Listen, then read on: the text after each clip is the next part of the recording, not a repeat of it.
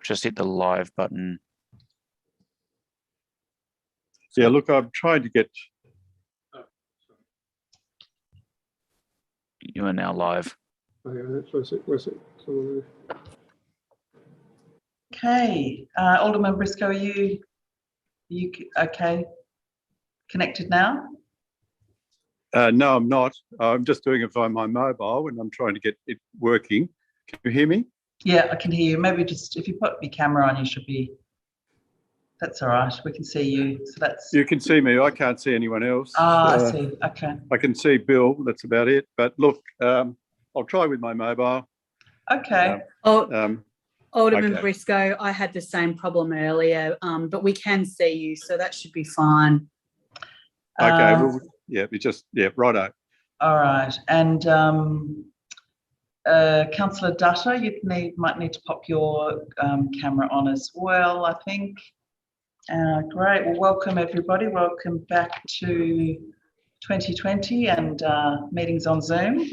But no, actually it is the 20th of January 22 and we have a special council meeting. So welcome everyone. We obviously are live streaming this via YouTube and it's also being recorded.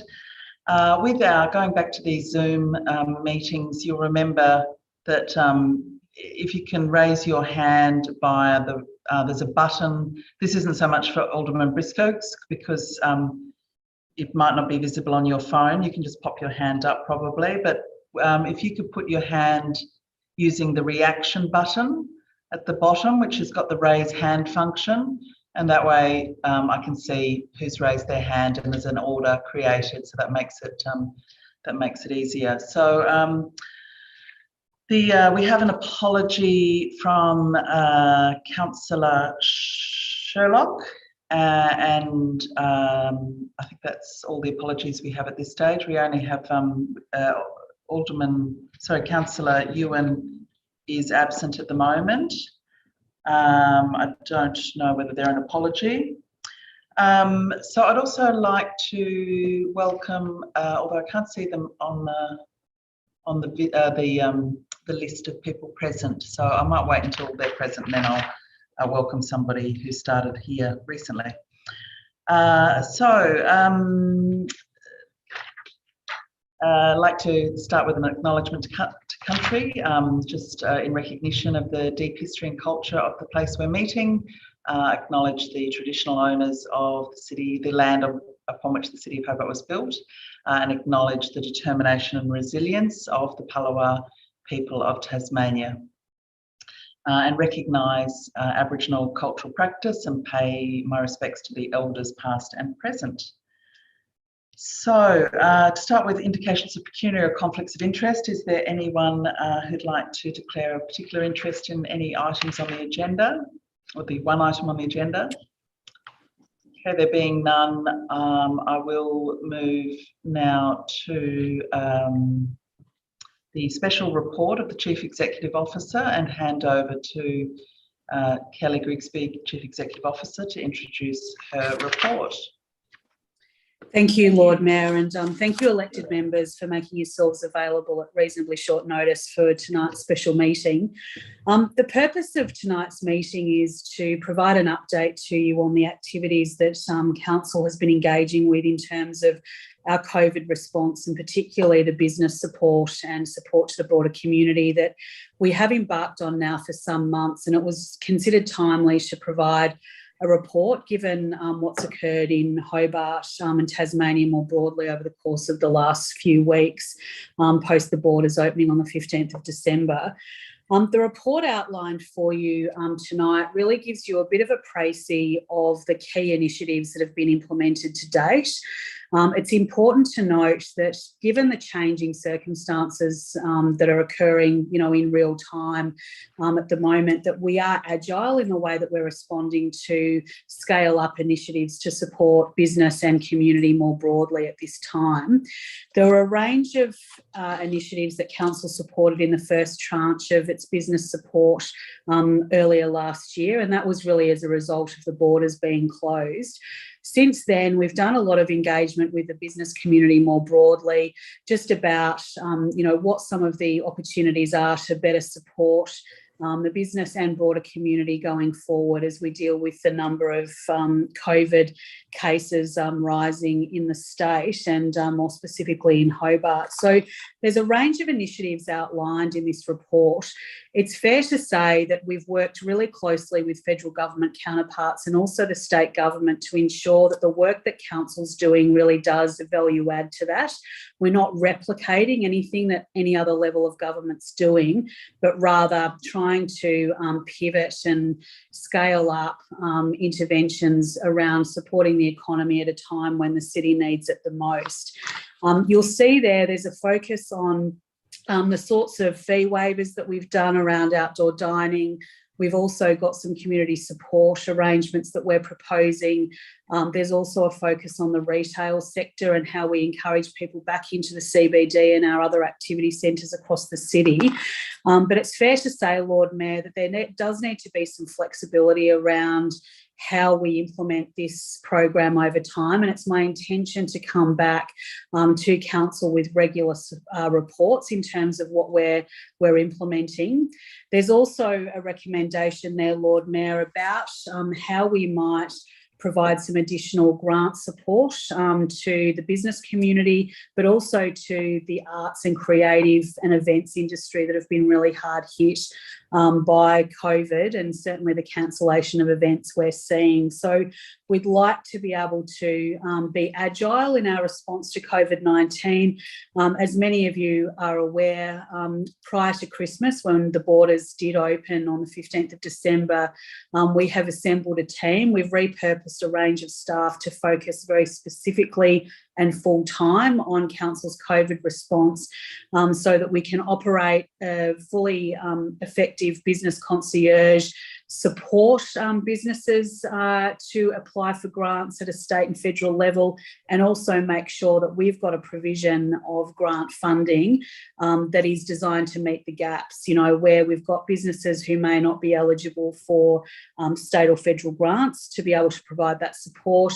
In addition, as I mentioned, to some very practical community supports, including designing and scaling up a check-in and chat service, utilising council officers to make contact with residents who register to receive a call, who might be isolating, just to have that level of contact with council, to be provided with relevant information and support, but moreover, really just having a chat and having someone to talk to during those periods of isolation, particularly for those more vulnerable community members who might be on their own, and often they are older people in our community or people with disabilities who are less mobile. So we've provided a response in this report, Lord Mayor, that covers off a range of different business sectors, as well as looking at how we can support the general community going forward in these trying times, but also looking at how we keep the city alive.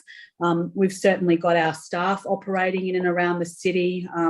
Most of our staff are still working from the council office, albeit we've got business continuity arrangements in place where we've got team A, B and C to ensure that people don't become unwell at the same time. So to ensure that we provide that level of continuity of service.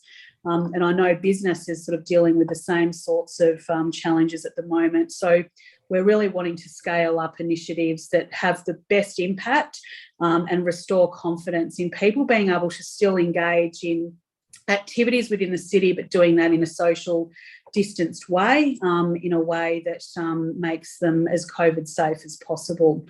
I'm happy to take any questions, Lord Mayor, and as I said, the report is there for council consideration this evening. Okay, would anyone like to ask a question? Either use the raise hand function or just raise your hand. Alderman Thomas. Thanks, Lord Mayor. Look, I've been through the report and considered it in the context of the brief email I sent out today. I'm satisfied that it responds in a current time sense to what's going on. We can't tell what's going to be needed next week. It could be something, marginally different or could be drastically different. But at the present time, any encouragement to bring people into our retail space and our retail and our hospitality spaces is to be applauded. And what I find with these initiatives is they appear to me to be sensible and reasonable, and not over expensive in terms of the fact that we know that the federal government and the state government is independently responding in different ways. There does seem to be a bit of a lag, except for the Business Tasmania $5,000 grant program announced this week, which was reasonably limited. There does seem to be a lag, and I think that's why it's good that the CEO has brought this forward at this stage. And look, I'm happy to move the motion and look forward to the debate. Thank you. Great, thank you. I think next was Deputy Lord Mayor. Thank you, and I'm happy to second that if nobody else is particularly seconding the motion with hands raised. Like Alderman Thomas, I think this is a really sensitive and adaptable initiative, and I think that's certainly what the CEO was proposing with having those powers to implement them. I was involved with a panel discussing elder abuse and was very pleased when I got briefed for that earlier in the week to hear that Mathers House and staff are already contacting vulnerable people. A lot of people, as we know in our community, are self-isolating, and it's very good to see that initiative is being increased and becoming more widespread. So I commend this motion, and I think we have discussed being responsive earlier in getting, like at the beginning of the pandemic, getting more outdoor dining opportunities occurring and making people feel safer. I'd like to think that we're using as many initiatives and continuing to talk with business so that we do increase that consumer confidence, as well as helping businesses and, of course, community and the arts sector. Great. The next one on the list was Councillor Dutta. I've noted people have put their hand up. Thank you, Lord Mayor. And I would want to endorse the comments made by the two previous speakers, and I support the report. And it is seen in a good light that we are doing something positive. My question that I have, one question to begin with, is what about the Salamanca stall holders? Is there, unless I have missed reading anything in there, is there anything for them as well? Through you, Lord Mayor, we have actually provided a range of initiatives to support the Salamanca market, and my apologies, Councillor Dutta, for completeness. I should have actually included it in the report. I have provided advice through council previously. We've certainly been operating with reduced fees, so we've provided significant discounts to stall holders and continue to do so.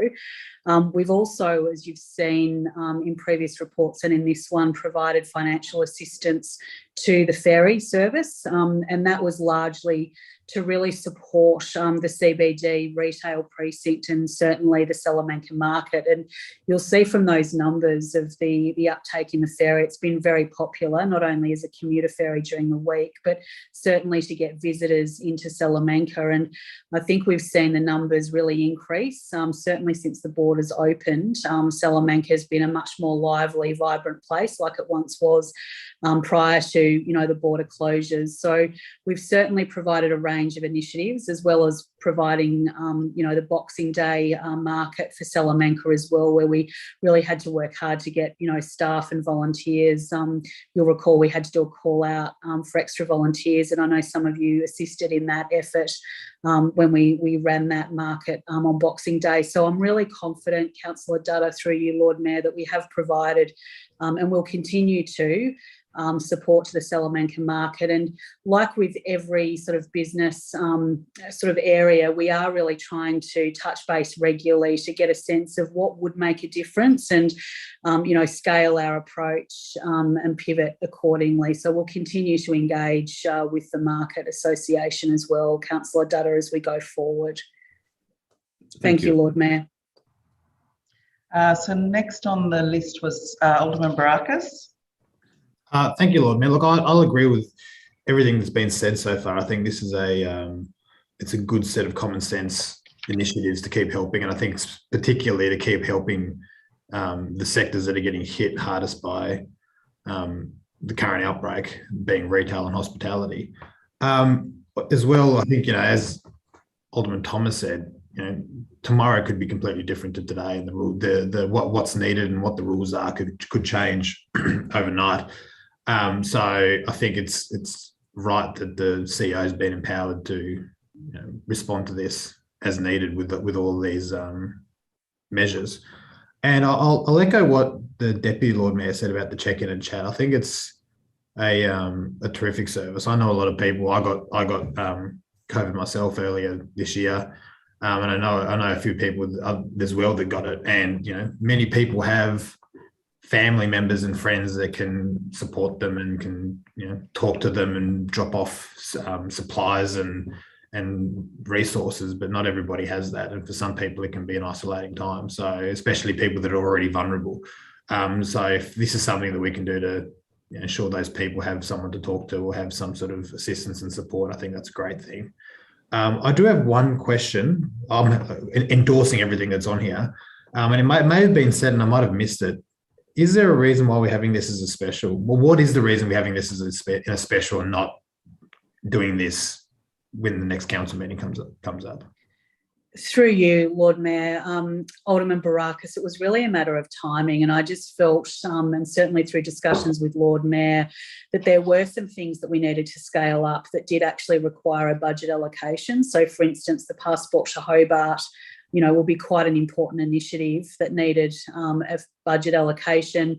I have certainly been operating under the delegation that council afforded me back, earlier last year, but it just is timely, I think, to sort of revisit the sorts of initiatives that we're providing, given that the situation within the state has changed since the last report was provided. So it's really just to ensure that there's line of sight from an authorising environment point of view, and to just reassure council that the organisation is responding in a consultative way with business, but also that we're able to be flexible in our approach. And through you, Lord Mayor, it is my intention, as I have done previously, to keep council abreast of the sorts of interventions and initiatives that we're running, to ensure that we continue to maintain that authorising environment, but again raise awareness of what it is that council's actually providing by way of support.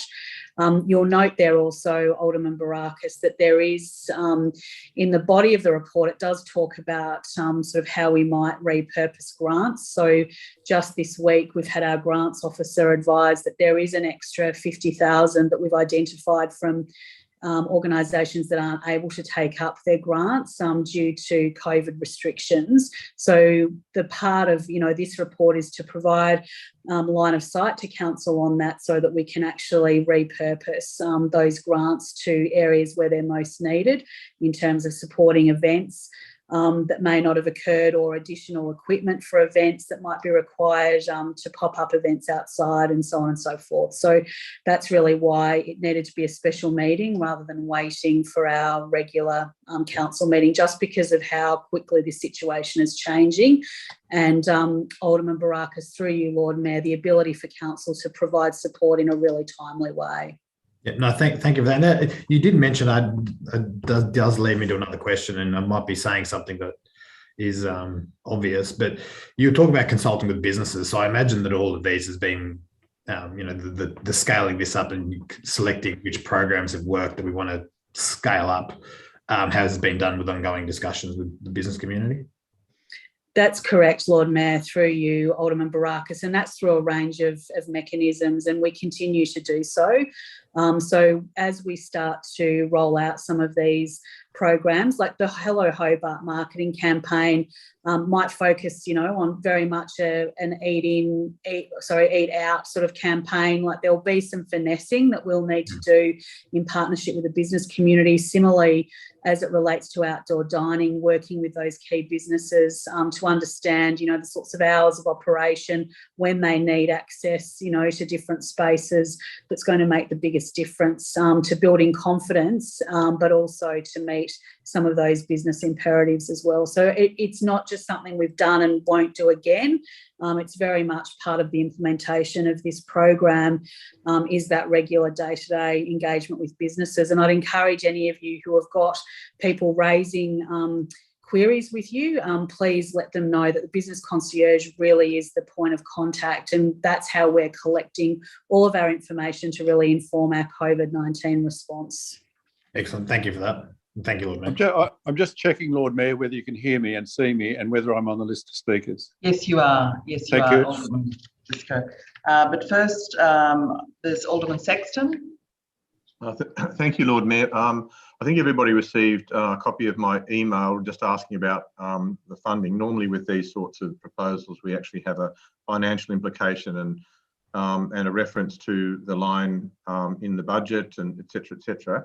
And I understand that from reading and from speaking directly with the CEO that the current budget is able to fund the initiatives that are listed here, and some of those expenses were actually outlined in the email that was sent out today. But I would actually like to formalise that in a sense by adding a part 3 to the recommendations, and the part 3 would be that council note that the delegated actions referred to in part 2 are funded within the current budget, and any additional funding required will be referred to the Finance Committee for recommendation to council. So that means that we are advising anybody that might be looking at these things saying, oh my God, what are you spending our ratepayers' money on? That in fact, by repurposing grants and by using the delegated funding to the CEO that we approved in August, we can do these things. But in the event that things change and that we might need additional money, that we can bring it back rapidly to a Finance Committee, especially if necessary, to refer to consider any additional funding that's required and refer it to council for approval. And I think that will reassure everybody who has issues about financial governance, but also ensure that we don't blow out the budget unknowingly. So yeah, I'll second that. I'll second that, Lord Mayor. I don't know whether I need to move that as an amendment, or whether or not, because it hasn't gone through a committee, whether Alderman Thomas can just accept it. I'm happy to accept it in if the seconder is likewise. Okay, so would you like me to read it out just one more time? Thank So you. I'll just read it out so that people. So council note that the delegated actions referred to in part 2 are funded within the current budget. Any additional funding required will be referred to the Finance Committee for recommendation to council. Okay, fine. And that's Deputy, are you happy with that addition? Okay. Good. Thank you. Next on the, is that it all, Alderman Sexton? Yes, that's all. Thank you. Thank you. Alderman Briscoe.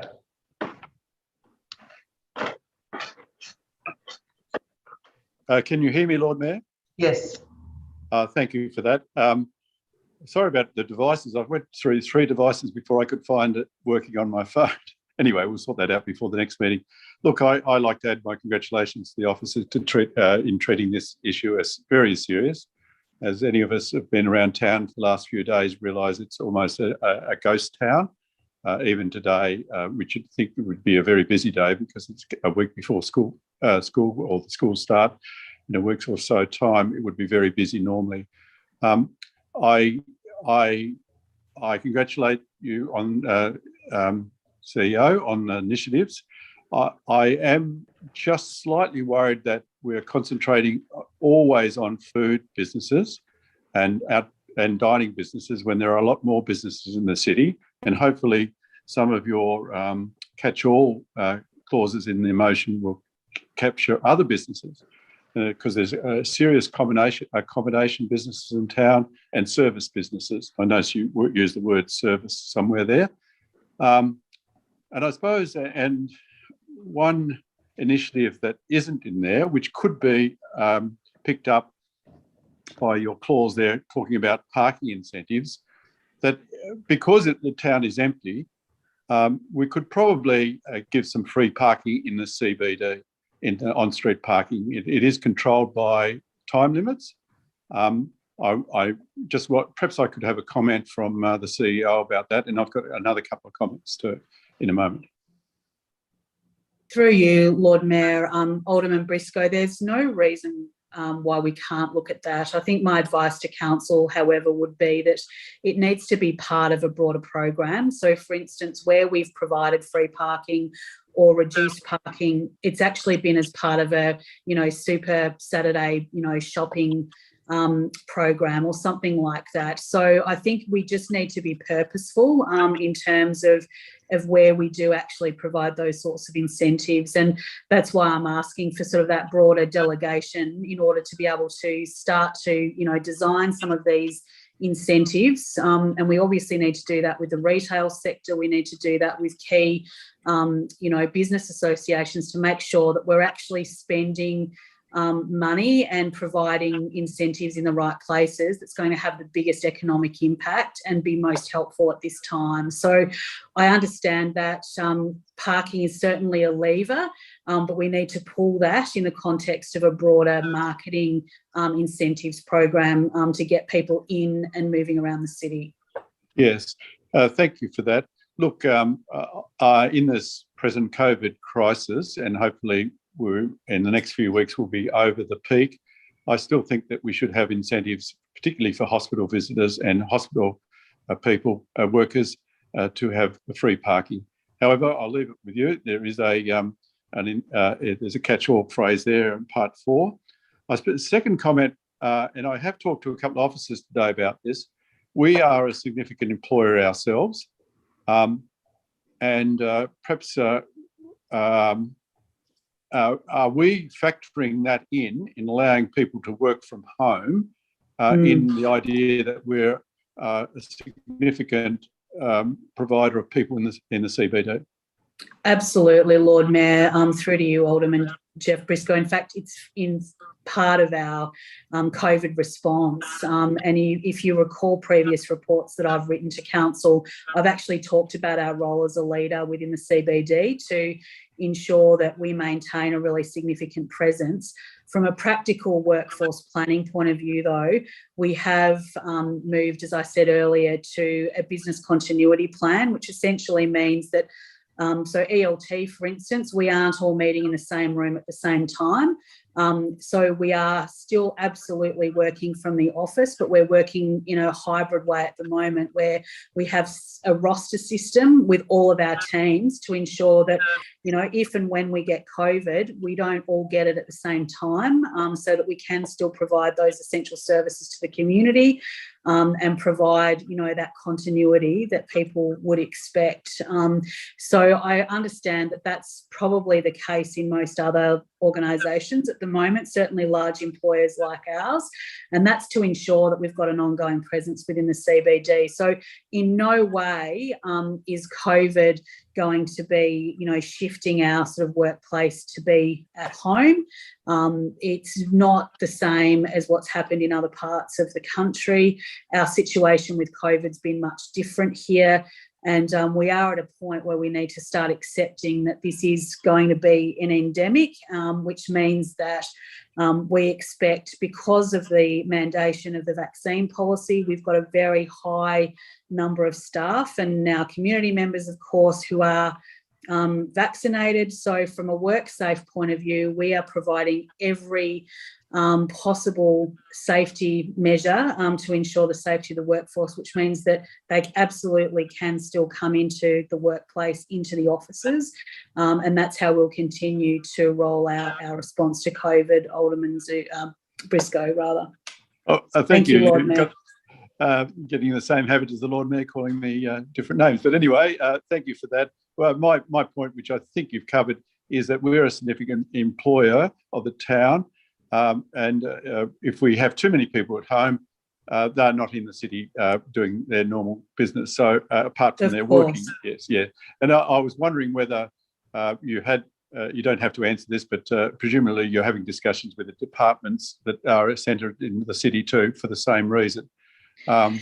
That's correct. Lord Mayor, yeah. If I may, Alderman Briscoe, respond to that. So one of the previous reports that I prepared for council had a very specific recommendation around a return to CBD campaign.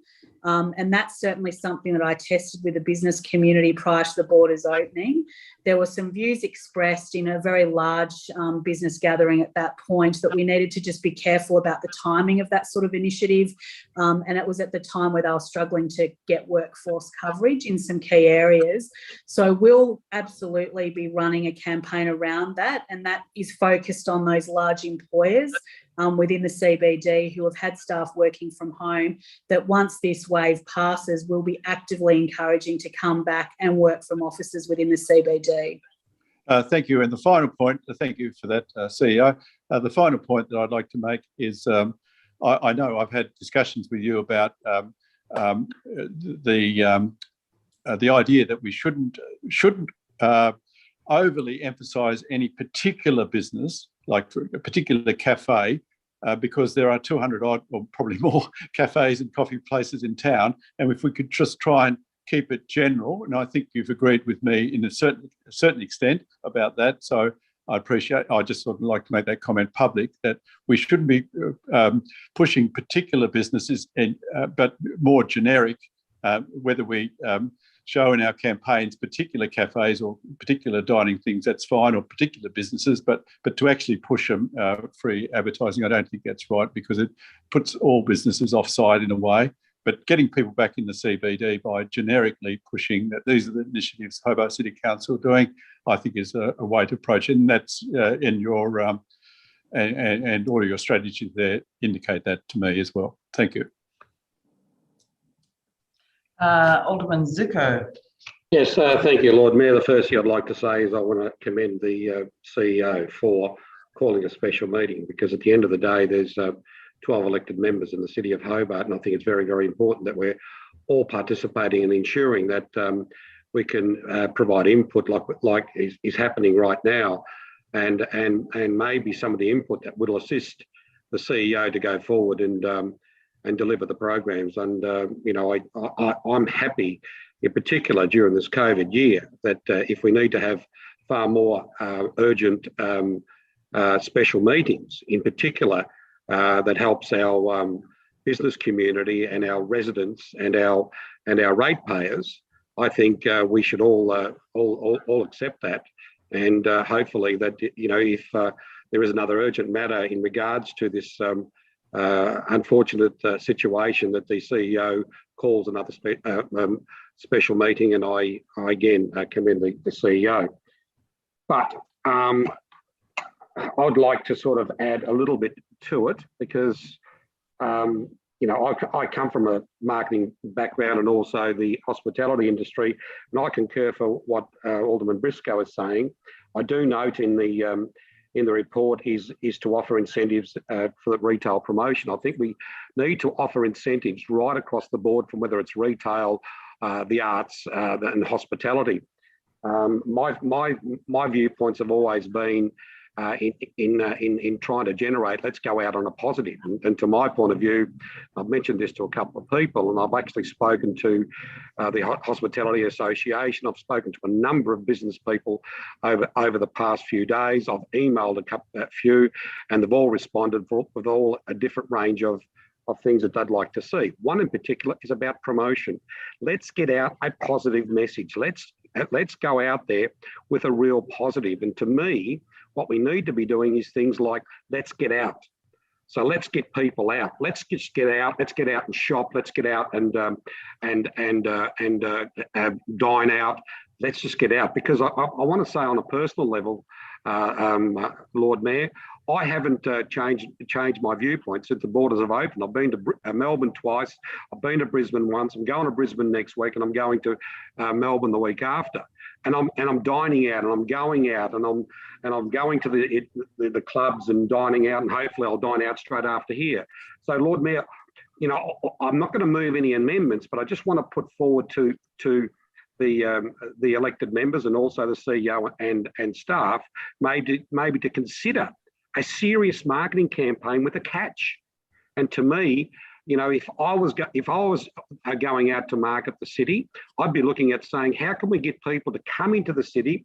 And I did this very in a similar light when I was the marketing manager for the Tasmanian Pacing Club. We used to get 100 people on a Saturday, and we turned it into 600. Sorry, on a Sunday, we turned it into 600 on a Sunday. Give them a catch. I'd love to see, you know, a $10,000 prize over the next 3 months to a lucky shopper that comes into our city and buys some retail or buys or goes out and dines. And the more you come to the city, then the more you shop, the more you're into the draw, and some lucky person wins $10,000. And let's go out on a positive, absolutely positive campaign. But I understand what we're doing in the sense of we're trying to get people to come in on the weekends, but a lot of businesses struggle on Monday, Tuesday, Wednesdays. So I think we should also give consideration, and this could come into light of what Alderman Briscoe said about free parking. Let's market people to come on those days and do things on those days as well as the weekends. You know, because people, there are a lot of businesses out there absolutely struggling. So, as I said, I'm not going to move any amendments. I want to put forward some I don't know if you want to call them crazy ideas. They might be crazy ideas, but with marketing, you always need a catch, and you always need something there to bring people in the door. Now, see, this is where I see a difference when we did the bike thing, where we said ride your bike to town and get a free coffee. That's not the way to my point of view, is a good marketing. It's ride your bike to work, spend $10 and we'll give you X, because the whole intent is to get people spending. That's what we need to do right across the city, right across the board. The last thing I'm going to say is we're talking about outdoor dining. We're talking about you know, getting people out. But what's wrong with working with the retail sector, and let's get some outdoor retail happening. Let's get the retailers to put their wares on the streets. Let's give them the footpaths. We've widened the footpaths to activate our city, but yet we don't allow our traders to come out on the footpath. That'd be absolutely fantastic. Working with the council, working with people, and seeing, you know, Myers with someone you know, some cosmetics out there. You never know. I might even go and get a face job done in respect of that happens. But you know, I've put forward a number of crazy ideas that I have, but to me, there's been a lot of elected members say different things, and I think that is what we're about. We're about here to work together for our city. And CEO, thank you very, very much for bringing this forward. And if you want to call another special meeting next week for some other reason in respect of COVID or to help our city, I'll make myself available and maybe even fly back from Brisbane. Thank you. Thanks, Alderman Zuko. Any further discussion? Any contributions? Okay, so I think that's everything. CEO, did you want to say anything before we put it to the vote? No, Lord Mayor. No, thank you. Okay, so that's been amended accepted in by the mover and the seconder regarding the financial side of things. So with that amendment, I'm going to see if there's any dissent to the motion. So dissent, raise your hand. If there's no dissent, then I'll declare that motion carried unanimously. Thanks, everybody. Now, that's the end of the meeting, but before we do end, I do just want to welcome and acknowledge that it's the first meeting for our new Head of Intergovernmental Relations and Partnerships, Kat Panjari. Many of you know Kat through her work with the Greater Hobart Strategic Partnership, and she's come over to work for the City of Hobart. So welcome, Kat, to your first council meeting. Thank you. Thanks, everybody. It's great to be here. Okay, well, there's no further items on our agenda, so I wish everyone farewell and enjoy the lovely sunny afternoon. Thanks, everyone. Thanks, Lord Mayor.